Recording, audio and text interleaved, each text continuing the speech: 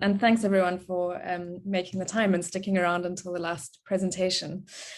So we've got a really sort of wide-ranging team that have been working on this chapter, but I wanted to flag just from the outset that our chapter is a little bit different to the rest, partly because obviously of its focus on civil society's experience and response, but also because we're a bit late to the game. So this chapter is far more an introduction to the issues that hopefully we'll be able to explore in depth in the next edition of the South Africa Country Report.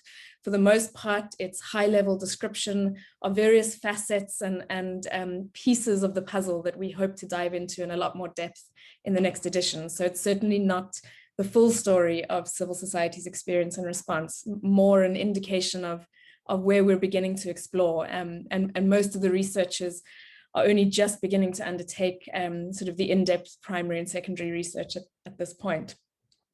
Just for this presentation today, I'll be kicking off and framing some of the chapter. I'll be handing over to Grace to unpack some of those mobilization strategies that we talk about in the chapter. I'll then speak to specific interventions and innovations by civil society organizations and institutions. And then we'll hand over to Yanga to wrap us up by pointing towards sort of the broader context of the relationship between civil society and the state and what we can think about moving forward. Maybe just as a framing device, we thought this was a particularly poignant quote that captures sort of in a more I guess, visceral way, the space that civil society occupies. I'll read it just for effect. Our nation is one body, and civil society is its neuroelectric system that can sense and signal changes in every cell. Without it, government becomes less and less responsive to need, and communities more and more alienated. That's a concept that lived in certainly my mind as I contributed to this chapter, and I think filtered through to some of the rest of the work. And we'll come back to that sort of question of the ability to sense and signal and the relationship with the state that civil society has as we go through these presentations. But let me hand over to Grace to kick off framing the mobilization strategies that various groups within civil society undertook.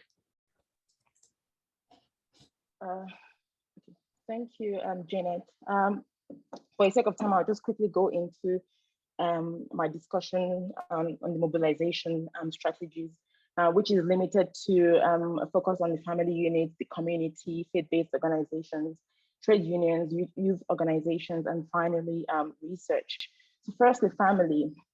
While the family as a system in civil society is located within the microsystem, it feels some of the effects and the ramifications of the activities and the decisions made at the macro level, at the macro system. And as a result, lockdown measures and policies, which were aimed at stemming the spread of the virus, transformed the family into a space of multiple activities. You had people working from home, teaching and learning taking place at home alongside care work. But the effect, the impact, and the experiences of these activities differ depending on the location and the material realities of these families, with women and children experiencing in some cases the worst of it. These experiences were exacerbated by, especially for single women, single mothers, pregnant women, child-headed households, migrant households, and households with people with disabilities, among others. Next, the second, we have the community, and within the community, there were two main responses. A reactive response, which is evidenced by community protests and mobilizations.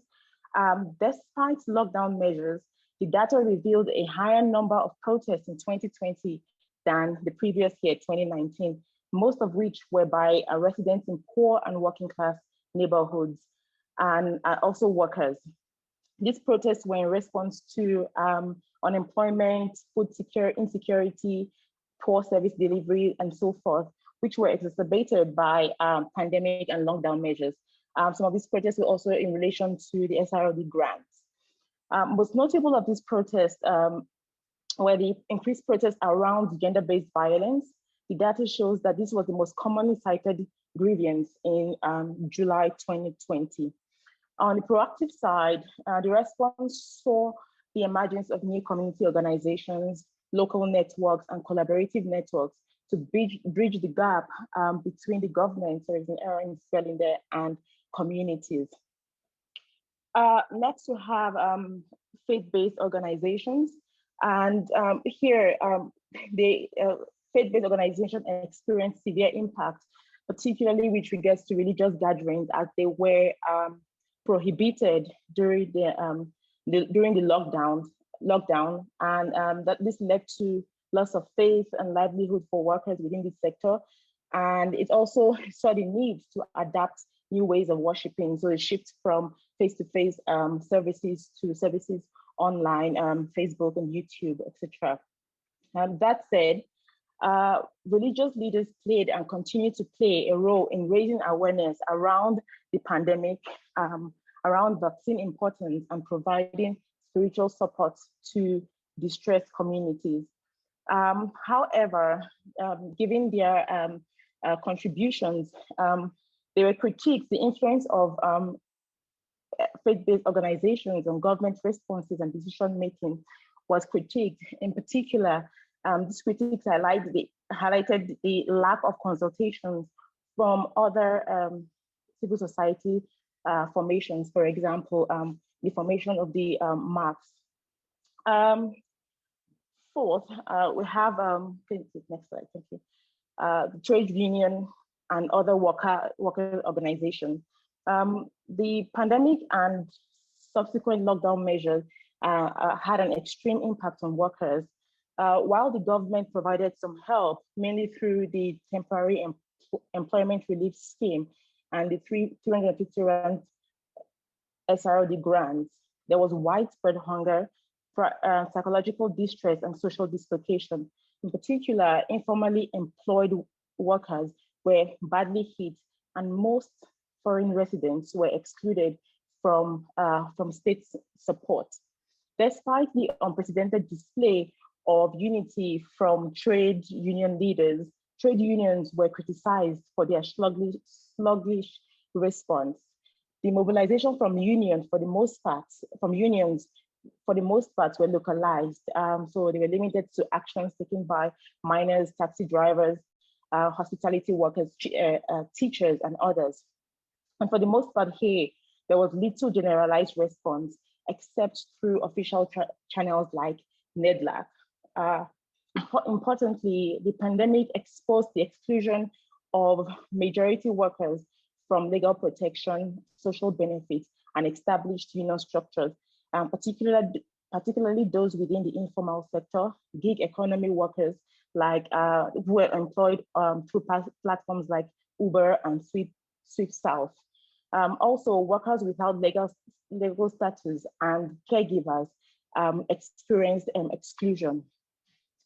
Fifth, we have youth organizations and movements and youth movements. The youth in South Africa were disproportionately affected and bore the brunt of adverse socio-economic consequences during the lockdown. For them, the lockdown disrupted things like education and training, and this has been discussed by the various presenters. It saw income losses, reduced employment prospects, and obstacles in search of work, which was already a pre-pandemic problem. In response, many organizations working with young people implemented strategies to give them relevant and trustworthy information. An example is the Harambee Youth Employment Sector, which led a youth-focused messaging campaign with 200 youth organizations to reach more than 3 million young people. Other organizations also responded to young people's immediate needs by providing things such as food. That said, the pandemic also saw the revival of Fees Must Fall and student activism. Due to time constraints, I will not go into that, and we can discuss that later. Finally, we have the role of research and the contribution of research to developing responses to the pandemic. And research has played a major role in revealing the levels of inequality, the strain on the economy, education, the dysfunction of the healthcare system, among other things. Its contribution notwithstanding, serious concerns were raised regarding the representation of natural sciences in developing policy responses to the pandemic. And these responses drew particularly from experts in the medical sciences. So we have immunologists, biologists, and vaccinologists, while the social sciences and the humanities were excluded from the consultation processes. Questions were also raised regarding the selection processes that led to the formation of the marks, particularly the mark on behavioral and social change, which saw an overwhelming representation of faith-based organizations, people from faith-based organizations. I would leave this here and hand over to my colleague Janet. Thank you. So I want to just talk now about 5 different sort of sets of examples of ways in which civil society organizations innovated and responded to the pandemic. But a real limitation of our work thus far is that for the most part, it draws on a small network of organizations, and the work is currently undergoing to survey a much wider set of civil society organizations, and particularly community-based organizations, to get a much more granular understanding of how responses and experiences of the pandemic really took place at a local level, rather than what I'm going to speak to now, which is largely national efforts by larger institutions. That said, the first sort of area in which there was real real impact by civil society organizations in complementing the state's efforts, and in particular complementing the state by having a very targeted focus on the most vulnerable people. And so one of the key areas in which civil society organizations mobilized was around reducing the risk of transmission.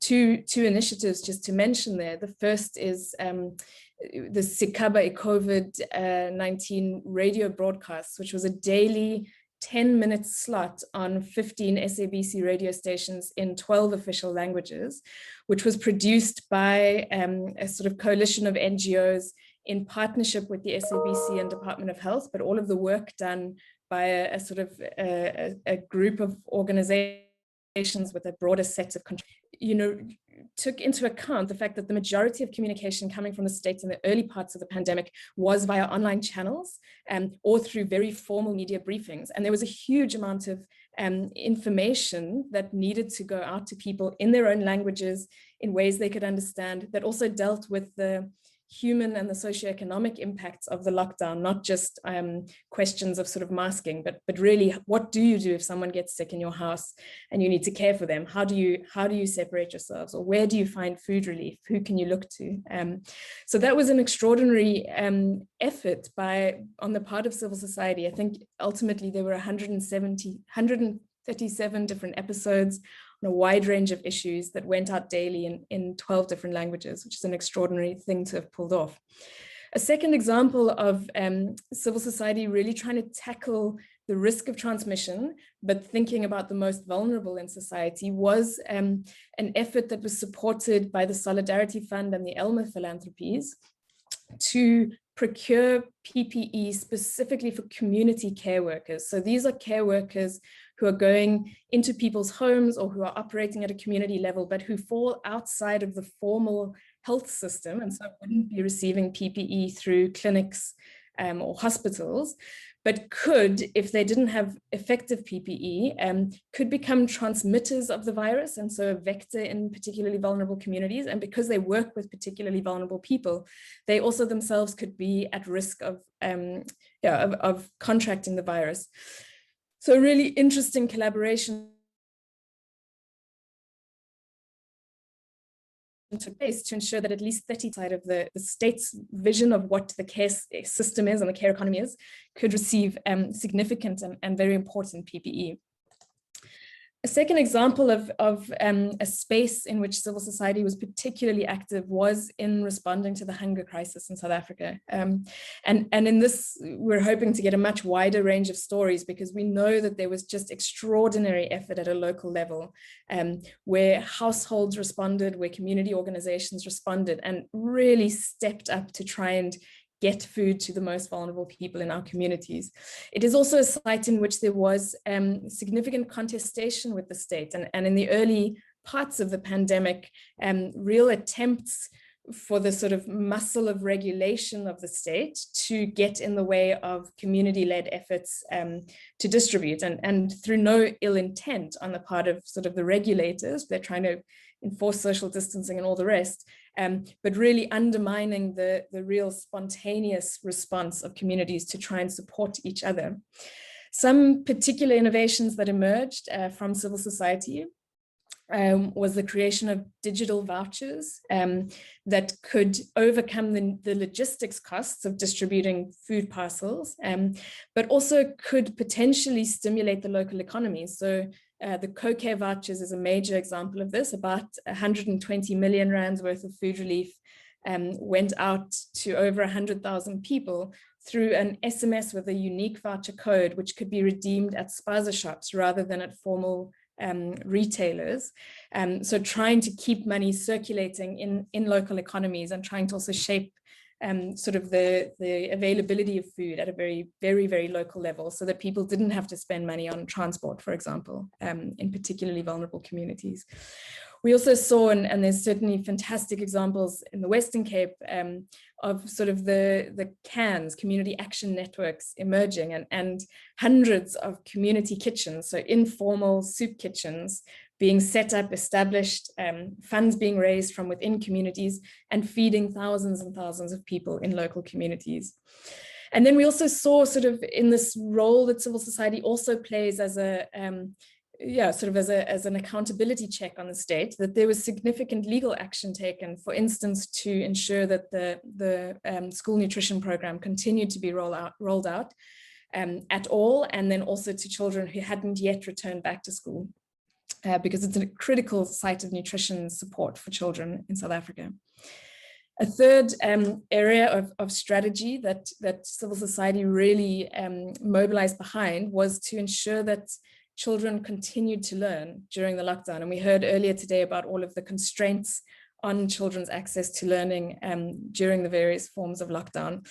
One of the ways in which civil society contributed particularly is that although the regulations zero-rated educational websites, for the most part, the formal educational institutions that were zero-rated were quintile 4 and 5 schools who had websites of their own and had digital learning systems that could provide education digitally to children, whereas children in quintile 1 to 3 schools were often left with very little, even once things were zero-rated. There was very little information that they could access. And there was a range of NGOs that all sort of came to the party, applied to be zero-rated, and distributed extraordinary learning materials, particularly for younger children during the pandemic, which was only made possible by the zero rating of their websites. And we've seen the uptake of their services, in some cases, more than triple during the zero rating period.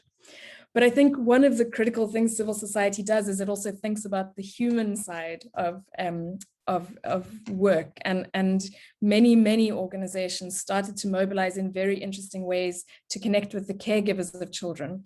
Different NGOs started up WhatsApp groups checking in on families. One organization, calling the parents of every child in the school every single day for 2 minutes. And we saw extraordinary increases in attendance rates of online learning through that connection with caregivers.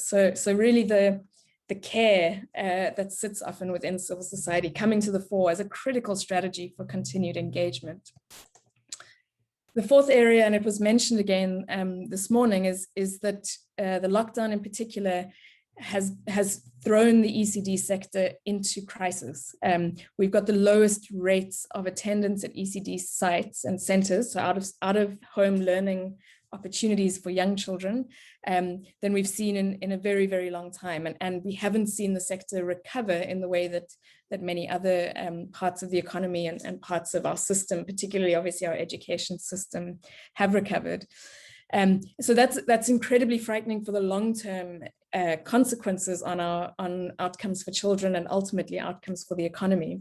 But it did mean that we saw new waves of organizing, new forms of organizing in the ECD sector that has somewhat been a quiet player compared to big sort of mobilization in the basic education system. And two really important campaigns that came to the front: the Real Reform campaign that has challenged the Children's Amendment Act and is trying to simplify the mechanisms to ensure quality programs reach the most vulnerable children, and the Save Our ECD Workforce campaign. And the Save Our ECD Workforce campaign has been really important in extending its efforts to hold DSD accountable for the promise of the employment stimulus relief package that sort of got interrupted by the end of the financial year, the 2020 financial year. And then maybe finally, a really interesting one has also been that there's been quite a strong engagement, particularly from the academic sector, as well as the mobilization of some civil society formations around the natural experiment that emerged of South Africa's very problematic relationship with alcohol, and particularly the effect of binge drinking on levels of violence. So we saw in June, July last year, sort of a coalition of 166 academics all collaborating to petition the state to really look at the recommended 5 best buys for reducing alcohol harms in society.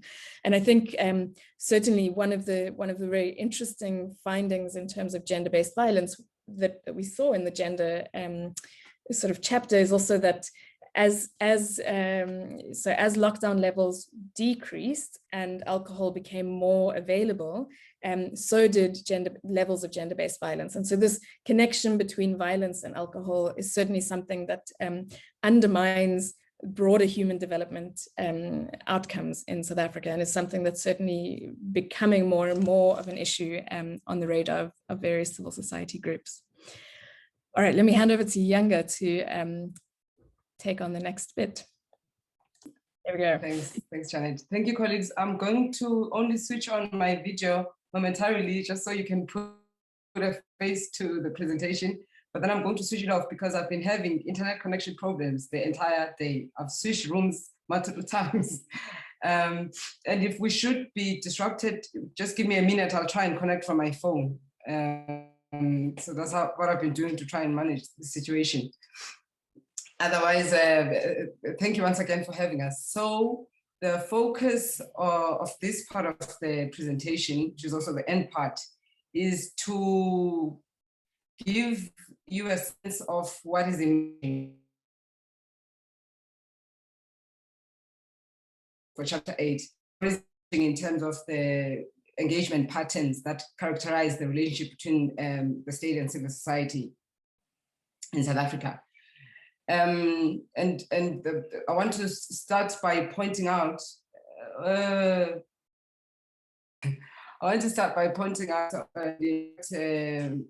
really what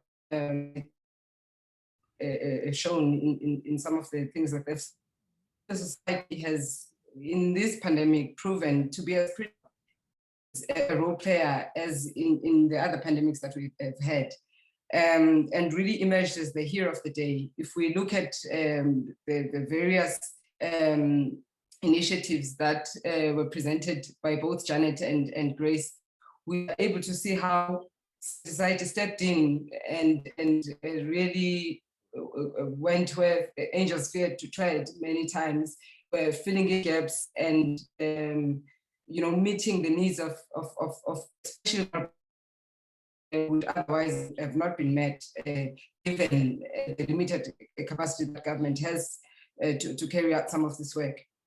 And so part of the chapter we've been analyzing and looking at, this very critical role that we see civil society playing during the COVID-19 pandemic and to this sector of society.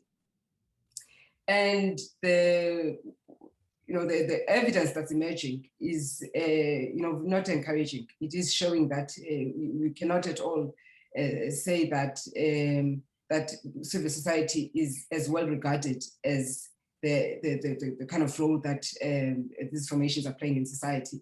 We've also been looking at the extent to which in this pandemic, the state in particular is learning from previous major pandemics that we've had, especially with the height of the AIDS pandemic. We've been looking to see in what ways are we applying the lessons learned during those pandemics to improve and make the role of civil society in government initiatives and in their consultation platforms to make it more prominent. So so we are seeing, as we pose these two questions, we are seeing, as I said, the picture is not terribly encouraging. We're seeing that there has been some engagement, there has been some consultation. So for instance, beginning of the year, the Minister of Health consulted with various civil society formations over the government's vaccine rollout plan. And we saw some inclusion of civil society, in the MECs, ministerial advisory committees that were established later on in 2020. Although there were criticisms there that the very take on civil society wasn't as inclusive as we want it to be, given the over-reliance on the faith-based sector. I think this is something that Grace alluded to.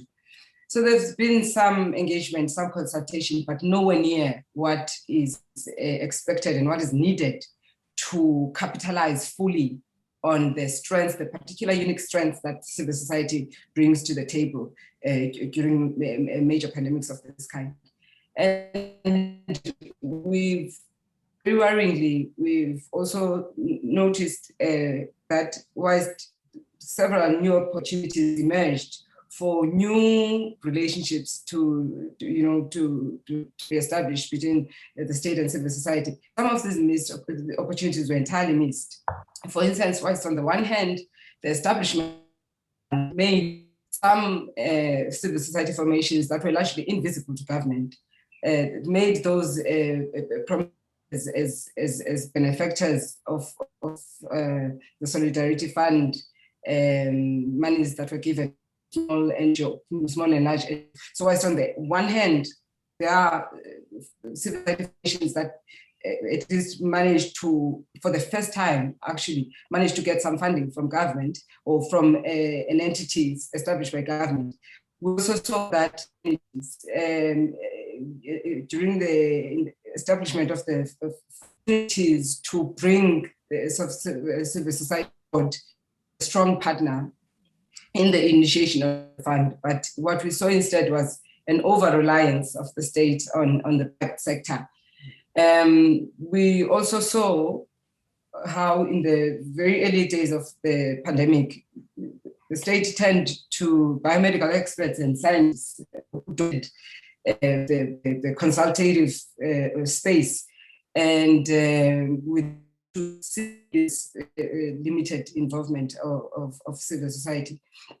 And we are also seeing that, in fact, there have been even moments, and I think this is something that Janet spoke to, there have been critical moments where, in fact, government processes undermined the efforts of civil society.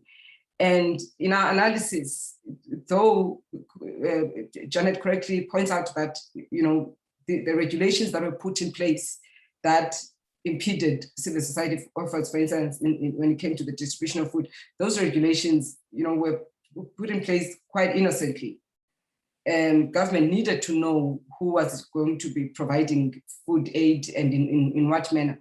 However, had there been consultation, had there been a comprehensive consultative relationship between the state and civil society, those processes could have been perhaps managed better, so that they had a less of a negative impact on the efforts of civil society to provide food relief. So overall, the picture that emerges is that, if you think of the question that I asked in the beginning, we haven't learned much really from past pandemics. We're not treating civil society in a much better way than in previous crises. Civil society continues to be very much on the periphery, or to be regarded more as a utilitarian, or more in utilitarian means to an end kinds of things, rather than as a solid partner that is a seat at the table, a permanent seat at the table, and that is able to contribute towards government's decision-making processes during such as this. And so it's just some of the future directions that we've been thinking of and recommendations that we've been thinking of that are emerging from our chapter is that, of course, this needs to change. And this, the civil society regarded by the state needs to change. It is not vulnerable populations. It is a fact that society performing a lot of government work, given the neoliberal capitalist orientation of our state. Civil society here to stay is needed to match this work. And so there is a committed effort to, one, normalize routine engagement. This is outside times of crisis. We just need to normalize the engagement to routine engagement with the society to ensure that we build society partners that are strong, solid, and are able to, respond to crises such as the pandemic that we've been dealing with. And also needs to occur through civil society being embedded in prominent in national consultative platforms. For instance, bringing civil society on board as a contributor, as a partner there. So it needs to be embedded in the very way in which government does business. And what to do that is to develop protocols and strategies that outline society's generally during a disaster, but also specifically during a major pandemic. We by scientists that this is not the last major pandemic we're seeing. We can expect another one. Some say it's 5 years' time or 10 or 20 years' time. And so when we are hit by another type of, major pandemic, then we need to have protocols in place that government at different levels and the ways in which civil society needs to be engaged.